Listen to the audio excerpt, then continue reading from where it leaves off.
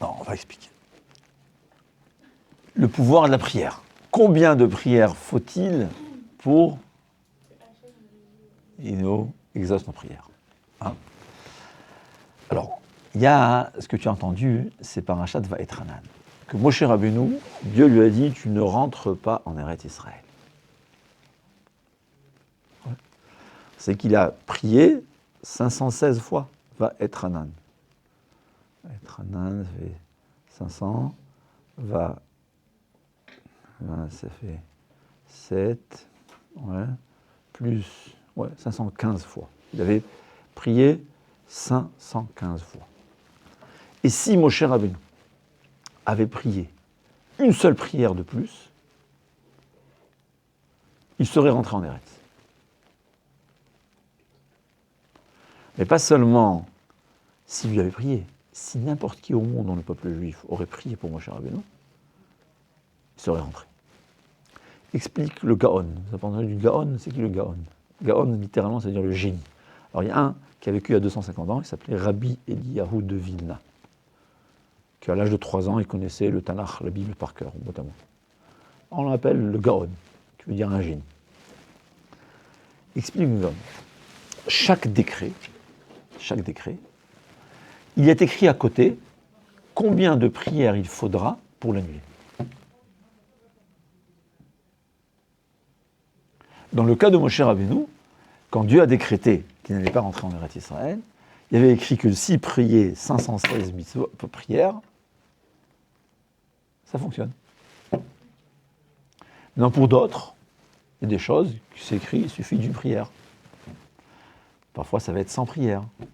Parfois, ça va être 5 millions de prières. On peut prier 5 millions de fois? On peut? Non, alors c'est comme vous savez qu'il y a un cas ici dans la communauté, d'une jeune femme qui était... Pardon? Voilà. Qui était mourante. C'est-à-dire, on a appelé les enfants pour se séparer. Et le frère, il m'a dit, il appelait le grand rabbin Veil, qui était son ami. Il lui a dit, fais un groupe de prière dans la communauté. Donc, fais un groupe de prière, et peut-être je l'ai encore, ça. Il fallait voir. Toute la communauté de Toulouse inclut des gens qui... Je ne sais même pas s'ils étaient religieux, à mon avis, non. Et elle a guéri, un miracle. C'est quoi?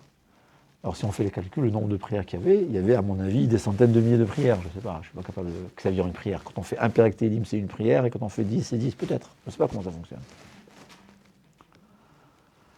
Mais la prière, c'est tellement puissant, au point où ce que Hachem fait, il empêche la prière.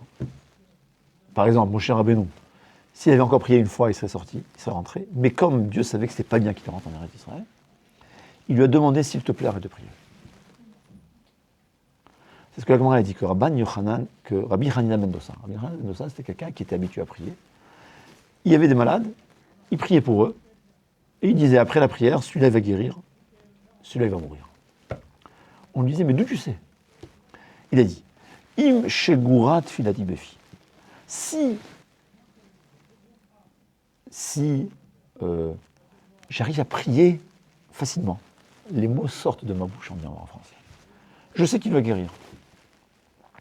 Mais si je n'arrive pas à prier, je sais qu'il ne va pas guérir. C'est-à-dire, la prière de Rabbi Hanina ben Dosa était plus puissante, tellement puissante, que quand Dieu voulait que la personne, parce que chacun il a son rôle, il y a des gens qui doivent mourir parce que ça y est, c'est fini, on a fini le rôle.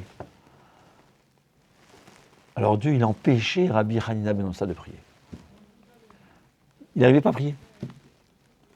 Parce que le pouvoir d'une prière, la prière, ça fait tout. Même ce que Dieu ne veut pas faire pour des raisons qui sont valables, et bien des fois on veut faire une prière, on l'aura. C'est pour ça qu'on demande à Hachem toujours, quand on fait une prière, on demande à Hachem que la prière soit exaucée si c'est bon bien. Ouais. On connaît beaucoup de gens qui ont gagné au loto, ils ont raté leur vie à cause de ça. Il faut savoir. Un juif, toujours, il dit, au fond, il dit, Hachem, je prie, je veux. mais que ce soit pour mon bien aussi.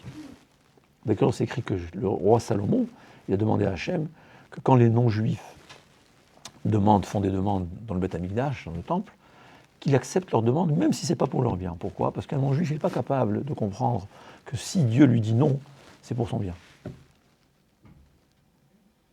Alors à tous les coups, il va dire oui. Mais un juif, il sait que des fois, Hachem sait mieux que nous. Alors c'est vrai, des fois, il faut attendre un certain nombre de prières. Et ce qu'il faut savoir, c'est, comme Gemara dit, Amar Rabbi Meir, 2 malades étaient mourants. L'un, il a survécu et l'autre n'a pas survécu. Pourquoi ? Parce que l'un a prié de tout son cœur, du fond de son cœur, et l'autre a prié un peu moins fort, pas suffisamment puissant de son cœur. C'est-à-dire, il y a la quantité et il y a la qualité dans la prière qu'il peut faire. Mais toute prière est exaucée. Combien ? Alors on ne sait jamais, c'est quand la goutte qui va faire déborder le vase. Il y avait après le Corona, un Rav Peretz, il raconte cette histoire, il dit son nom. Il dit, il y a quelqu'un qui était malade du Corona, qui lui dit, voilà, j'ai guéri, je fais une Seuda Toda. Vous savez c'est quoi une Seuda Toda ? Un repas de remerciement. Et je t'invite. Il lui dit, mais je ne te connais pas. Il dit, non. J'étais en haut. J'ai eu ce qu'on appelle une expérience de mort imminente.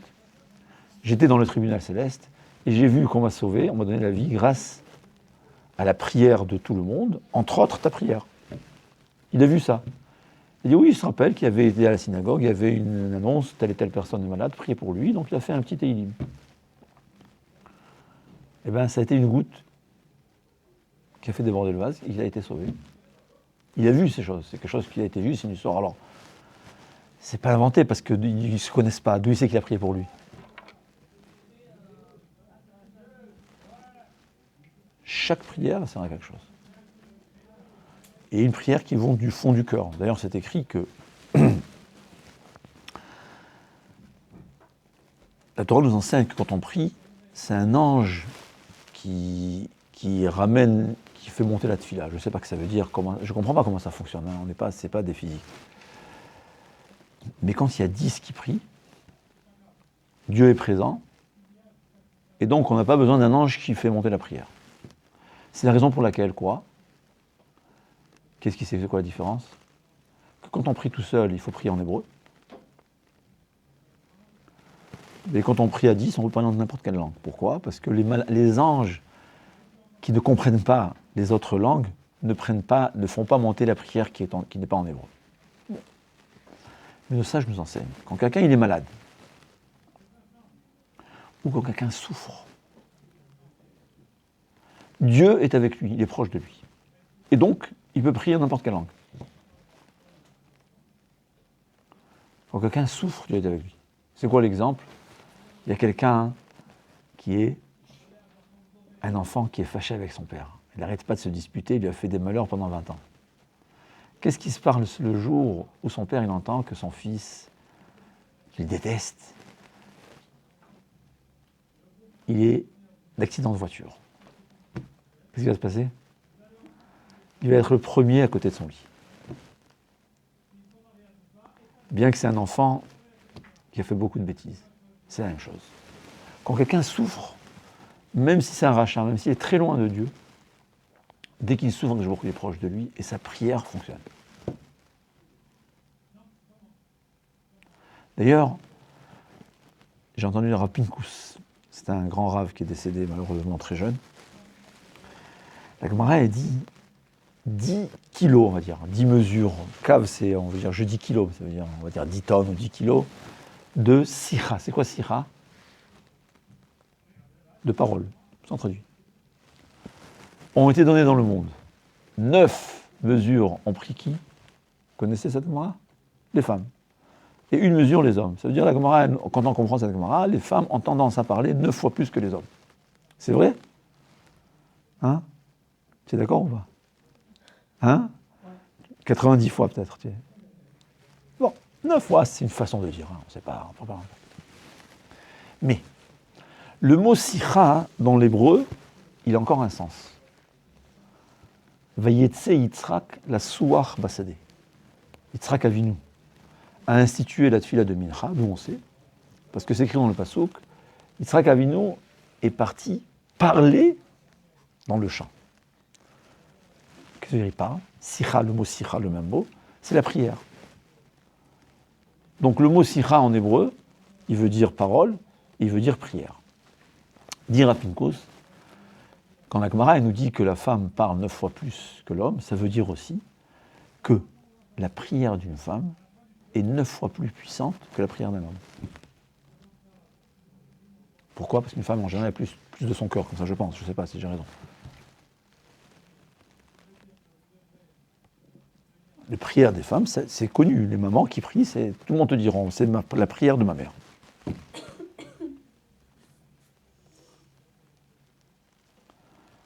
Et pourquoi on appelle la prière sira la parole? Parce que, moi je me rappelle ma grand-mère, elle vivait comme au Maroc, ça veut dire c'est comme ça qu'ils étaient. Elle était tout le temps, quand je dis tout le temps, ça veut dire 20, 30, 40, 50 fois par jour, elle priait à Dieu. C'est une parole avec Dieu. Elle parlait avec Dieu. C'est pas prier à prendre un livre, tout le temps en train de parler avec Dieu. C'est ça, sira. C'est une façon de prier, c'est aussi ça. Être tout le temps à prier à Hachem. À chaque fois, chaque jour, chaque chose qui m'embête, je demande à Dieu. Ma fille me dit, papa, à chaque fois qu'on cherche un stationnement, je prie à Hachem et toujours tu trouves. Alors, peut-être statistiquement, je ne sais pas si elle a raison ou pas, mais c'est vrai. C'est ça, sira. Prier, parler avec Akadosh Baruch Hu. C'est pas seulement prier une fois par jour ou 2 fois par jour. Constamment, je demande à Hachem tout le temps, tout ce que j'ai besoin. Et tout ce qui n'est pas son mazal, vous savez son mazal, ce qui est prédestiné. Ouais, parce qu'il y a chacun, il a un rôle dans ce monde. L'un, il a son rôle parce qu'il doit être riche, et l'autre, il a un rôle de pauvre. Ça peut être. Ouais. Tout ce qui n'est pas son mazal, la prière, ça change. En tout cas, ce qu'il faut savoir, que même ce qu'on mérite a besoin d'une prière. D'où on sait ça? C'est écrit que quand Dieu a créé le monde, tous les herbes, c'est pas seulement les herbes, tout ce qui devait pousser par terre était au bord de la terre, n'était pas encore sorti. Pourquoi? Parce qu'il n'y avait pas d'être humain pour travailler la terre. Dinosage, que ça veut dire. Il n'y avait pas d'être humain qui demandait à Akadosh Baruch Hu la pluie et que ça pousse. C'est-à-dire Dieu a créé le monde, et c'est évident que s'il a créé le monde, il veut que tout pousse, mais ça ne peut pas pousser tant qu'il n'y a pas un être humain qui prie à Dieu et qui demande à Akadosh Baruch Hu. C'est pour ça que la prière, on fait 3 fois par jour, on demande surtout.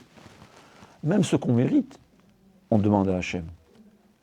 Mais il faut savoir aussi que le pouvoir d'une prière, ça peut tout transformer. Alors parfois, ça nécessite une seule prière, parfois ça va nécessiter, je dis des millions, je ne sais pas, peut-être que j'exagère. Ouais. Par exemple, même son mazal. C'est quoi son mazal? On l'a dit, prédestiné. Quelqu'un, il a un mazal, il doit être riche, il doit être pauvre. Alors c'est ce qu'il y a de plus difficile à changer. Mais même ça, Tosfot, il dit, en mazal les Israël, ça veut dire qu'on peut changer son mazal par de bonnes actions et par la prière. Mais là, il faut beaucoup plus de prière que quelque chose qui n'ait pas transformé son mazal. C'est clair? Alors 516 prières, c'est pour Moshe Rabbeinu. Pour nous, ou 5 prières, ou 5000. Ce qu'il faut savoir. Et ça, c'est très important à savoir. Même si j'ai prié, et ça n'a pas abouti. Des fois, on prie sur des malades, et il n'a pas guéri. Aucune prière n'est en vain. Toute prière est gardée chez Akadosh Baruch Hu. Elle va servir ou à d'autres malades, ou à soi-même, ou à ses enfants. On ne sait pas. Mais ce qui est évident, que chaque prière, premièrement, c'est une mitzvah. Il faut savoir une chose, que quand on prie pour quelqu'un d'autre, pour soi-même aussi, je parle même pour soi-même. Pour soi-même, c'est moins une mitzvah, mais quand on prie pour une autre personne, même si la prière n'a pas été acceptée, c'est une mitzvah de chesed. C'est quoi chesed? Bienfaisance, ouais. Il n'y a pas de différence si je lui fais de bien à un malade, quand je viens et je lui nettoie sa maison ou je l'aide à manger, ou bien quand je prie pour lui. Et c'est ce que nos sages nous enseignent, que pas toujours on peut aider un malade, mais on peut tous prier pour lui. Et on pourrait dire qu'on a peut-être une obligation d'aider quelqu'un, de prier pour quelqu'un qui est malade. Alors peut-être une obligation morale, mais on a une obligation. Alors c'est une mitzvah de toutes les façons. Mais ce qu'il faut savoir, c'est qu'aucune prière n'est perdue. Aucune prière. Chaque demande, Hachem, il accepte, Hachem, il écoute. Et si ça ne sert pas pour la personne pour qui on a prié, ça servira pour d'autres personnes, pour nous-mêmes, pour notre descendance. On ne sait jamais. C'est ce qu'il faut savoir.